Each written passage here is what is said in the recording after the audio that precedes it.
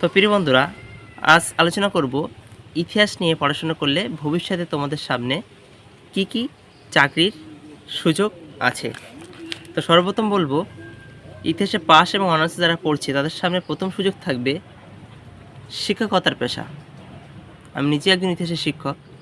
তো সর্বপ্রথম শিক্ষকতার পেশায় তোমরা আসতে পারো। এর পাশাপাশি প্রফেসর হতে পারো। অন্যান্য সাবজেক্টের সাথে ইতিহাসের আহামরি কিছু পার্থক্য নেই, বরং ইতিহাস নিয়ে পড়াশোনা করলে ভবিষ্যৎ আরও তোমার সামনে উজ্জ্বল হবে, চাকরির সন্ধান অনেকগুলো পাবে।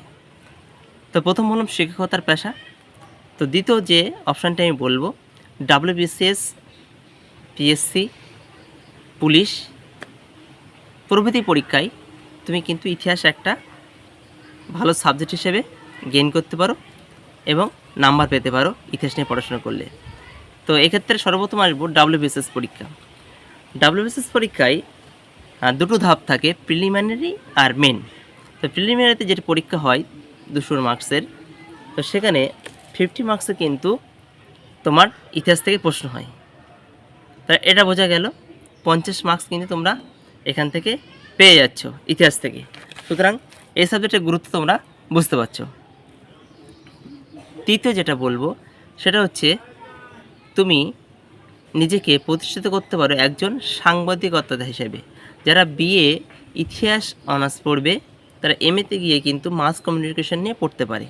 ঠিক আছে, তো মাস কমিউনিকেশন 2 বছর করার পরপরই তুমি কিন্তু সাংবাদিকতার সুযোগ পেয়ে যাচ্ছ, টিভি চ্যানেলে মুখ দেখাতে পারছো এবং নিউজ পেপার রাইটিংয়ে তোমার কাজের সন্ধান পাচ্ছ। চতুর্থ যেটা বলবো সেটি হচ্ছে প্রত্নতত্ত্ববিদ। একজন প্রত্নতত্ত্ববিদ হিসেবে নিজেকে প্রতিষ্ঠিত করতে পারবে এবং তারপরে আরেকটি সন্ধান আছে, সেটি হলো জাদুঘরে নিজেকে পরিদর্শক হিসেবে প্রতিষ্ঠিত করতে পারবে। তো এই হচ্ছে তোমার সামনে সুযোগ থাকছে। এছাড়া IPS, IAS প্রভৃতি পরীক্ষায় ইতিহাসের হিউজ সিলেবাস থাকে, একটা পেপার থাকে।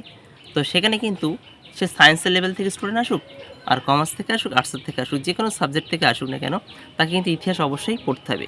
সুতরাং এই সাবজেক্ট পড়ার পরে একটা নিজের মধ্যে ভাবমূর্তি তৈরি হবে এবং নিজের ডেপথ তৈরি হবে, ফলে পরবর্তীকালে বিভিন্ন পরীক্ষার ক্ষেত্রে ইতিহাসে তোমার আর পড়তে হবে না বেশি করে, কারণ ইতিমধ্যে তোমার মধ্যে সেই নলেজটা থেকে যাবে।